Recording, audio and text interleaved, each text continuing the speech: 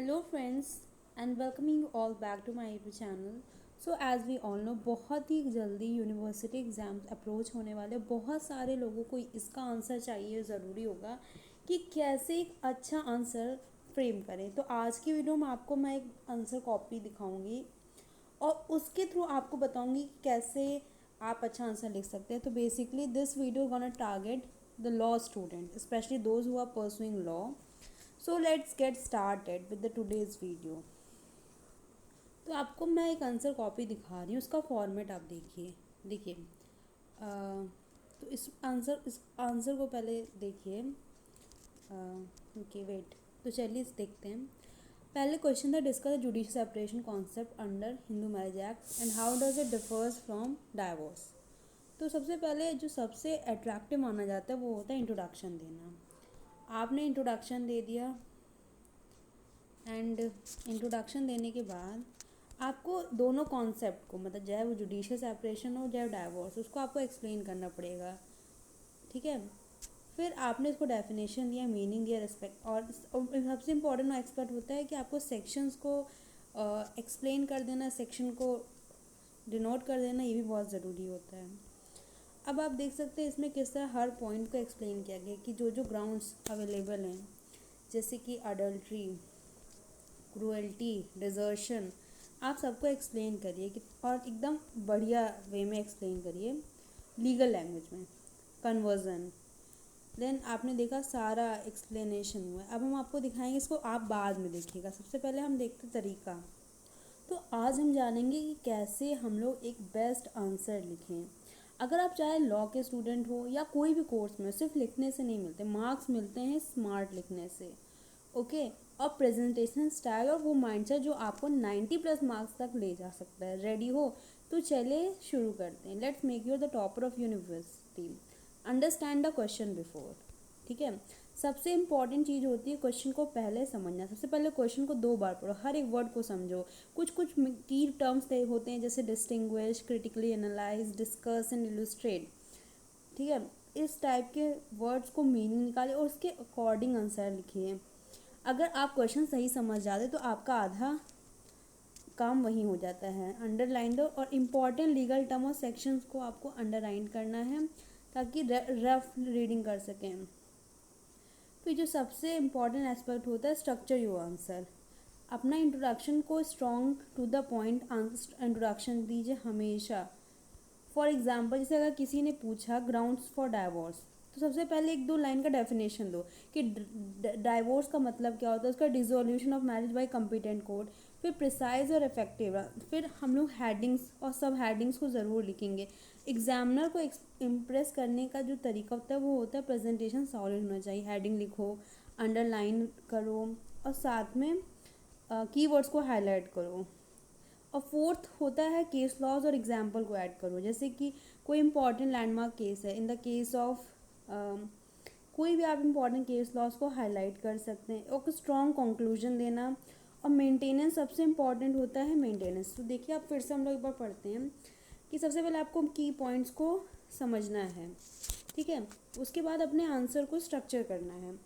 This is the most powerful structure for launch. पहले issue दिखाओ कि आपका क्वेश्चन कह क्या रहा है, क्वेश्चन क्या पूछ रहा है, मतलब मेन प्रॉब्लम क्या सॉल्व करना वाला है। जैसे the issue in the present question is whether a spouse can seek divorce in the ground of desertion. आपको थोड़ा लीगल लैंग्वेज को यूज़ करना है कि जो इशू इस क्वेश्चन में प्रेजेंट हो रहा है कि वो इस ग्राउंड पे कि whether the spouse can take divorce in the ground of desertion. Then rule को आपको मेंशन करना है। ठीक है, relevant legal provision, sections and case laws. आपको सेक्शंस बहुत अच्छे से डिफाइन करना और आपको जो केस लॉ उसको हाईलाइट करना, उसका सिंपल से एप्लीकेशन लिखना है कि इस केस लॉ में किस चीज़ के बारे में बात की गई और कंक्लूजन देना है। प्रेजेंटेशन बहुत मैटर करता है। इंपॉर्टेंट सेक्शन को हाईलाइट करिए, सब हेडिंग्स को और इश्यूज़ को भी हाईलाइट करिए। अपनी राइटिंग को नीट और मार्जिन क्लियर रखिए। हर एक आंसर के बाद एक लाइन खींचिए, एक लाइन ड्रॉ करिए और फ्लो चार्ट्स के थ्रू भी आंसर्स को लिखने की ट्राई करिए। केस लॉस को लिखिए, जैसे कि इंपॉर्टेंट लैंडमार्क केस को हाईलाइट करिए। केशव वो Bharati versus state of Kerala, जिसमें सुप्रीम कोर्ट ने ये हेल्ड किया। ये सब लैंग्वेज होती है।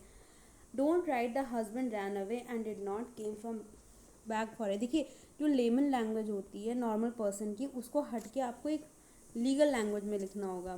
The respondent willfully deserted the petitioner without reasonable cause for a continuous period of 2 years। मतलब रिस्पॉन्डेंट ने खुद की इच्छा से डिजर्ट कर दिया पिटिशनर को without reasonable cause for a continuous period of 2 years। Time management बहुत ज़रूरी होता है।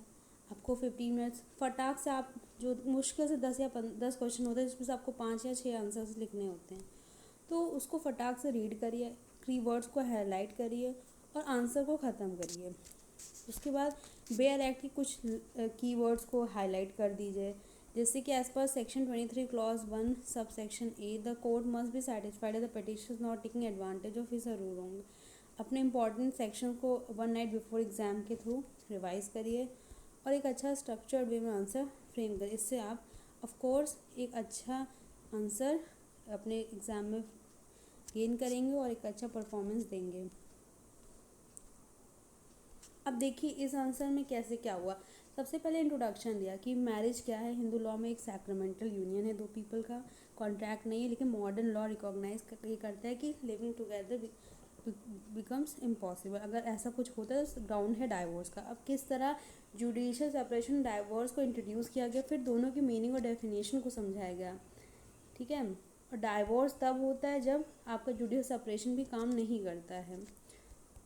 अब यहाँ पर आपने सेक्शंस को डिफाइन किया, सेक्शन 13, फिर आपने सेक्शन 10 और 13 को डिफाइन किया। फिर सेक्शन 13 में क्या क्या ग्राउंड्स दिए गए हैं डाइवोर्स के, आपने उसको हाईलाइट किया, जैसे कि अडल्ट्री को हाईलाइट किया, उसका शॉर्ट में उसको एक्सप्लेन किया, क्रुएल्टी को एक्सप्लेन किया, डिजर्शन को एक्सप्लेन किया, कन्वर्जन को, मेंटल डिसऑर्डर, सबको आपने एक्सप्लेन किया सब हेडिंग के वाइज टाइप से। फिर आपने additional ground for divorce section 13 clause 2 के बारे में लिखा, जो एडिशनल ग्राउंड्स हैं, और आपने सारे एडिशनल ग्राउंड्स को भी एक्सप्लेन किया, जैसे कि रेप, सॉडमी और बेस्टैलिटी। फिर आपने डिफरेंस को हाईलाइट किया, आंसर को डिफरेंसेस भी पूछा तो आपने चार्ट फॉर्मेट में दिया, पॉइंट वाइज दिया कि judicial separation can be filed at any time after the marriage, but divorce का एक क्राइटेरिया होता है कि 1 ईयर ऑफ मैरिज ही आप कर सकते हैं। आपने सेक्शंस को दिया डेफिनेशन में, मैरिटल स्टेटस रिमेन मेंटेन, और इसमें क्या होता है डिसॉल्व देता है marital status, parties can remarry, और आपने इसके बाद डिफरेंसेस को हाईलाइट किया। लास्ट में आपने केस लॉ, वैसे तो मैंने बहुत शॉर्ट में 2 ही केस लॉ दिए, बट आप और भी केस लॉ जैसे कि जो लैंडमार्क केसेस होते हैं, लाइक आप जैसे एक इम्पॉर्टेंट केस लॉ है Thomas lily Thomas versus union of India, ऐसे केसेस को भी आप इंट्रोड्यूस कर सकते हैं। और लास्ट में कंक्लूजन दे दीजिए कि किस तरह जैसे judicial separation under section 10 stands as a bridge between conflict and reconciliation. आपने अंत में इस आंसर के लिए क्या फ्रेम किया, आपने आंसर को के लिए यह फ्रेम किया कि वैसे तो जुडिशियल सेपरेशन एक अच्छा ग्राउंड माना जाता है जिससे कॉन्फ्लिक्ट रिकंसिलिएशन हो सकता है, but it reflect the legislative intent that every effort should be made to preserve the, मतलब जो ऐसे आप एंड में कंक्लूजन से एंड कर सकते हैं। तो एक ये आपने मार्जिन को अच्छे से देना है, इस तरह आप एक अच्छा आंसर अराउंड, अगर आपको मोस्टली 6 से 7 पेजेस में एक आंसर लिखना होता है, आपकी कैपेसिटी के अनुसार, आपकी लेंथ के अनुसार, और आप कितने छोटे या बड़े वर्ड। सबसे इम्पॉर्टेंट होता है हैंड राइटिंग अच्छी बनाना, हैंड राइटिंग अच्छी होती है। और सबसे इम्पॉर्टेंट एक और एस्पेक्ट मैंने जो सुना है मोस्टली टॉपर्स है और बहुत सारे अच्छे स्टूडेंट्स हैं, उनका कहना है कि आपका फर्स्ट आंसर बहुत ही इंप्रेसिव माना जाता है, आप उसमें अच्छा खासा डिटेल्स दे सकते, तो सबसे बेस्ट आंसर हो हमेशा फर्स्ट आंसर, हमेशा बेस्ट आंसर देना चाहिए। बाकी तो आप अपना बेस्ट भी नहीं कर पाए, थोड़ा राइटिंग में डिफ़ॉल्ट आ जाए या फिर कुछ छूट भी जाए तो भी निकला, बट अगर फर्स्ट अच्छा होता है तो इंप्रेशन अच्छा जाता है, एक पॉजिटिव माइंडसेट से कॉपी चेक होती है। तो याद रखिए टॉपर वो नहीं होता जिसको सब कुछ आता है, याद होता है टॉपर वो होता है जिसे लिखने की स्टाइल आती हो। So start practicing today for your next exam, और अपने अच्छा खासा रिजल्ट बनाइए, प्रैक्टिस करिए। अगर आपको ये वीडियो अच्छा लगा तो you can go to and subscribe to my YouTube channel, उसमें आपको बहुत सारे ऐसे कंटेंट्स देंगे जो आपको एग्ज़ाम में अच्छा आंसर लिखना, आपको कॉन्सेप्चुअल अंडरस्टैंडिंग के लिए बहुत ही अच्छा आपको रोल प्ले करेंगे। तो till then stay tuned, stay connected, stay happy.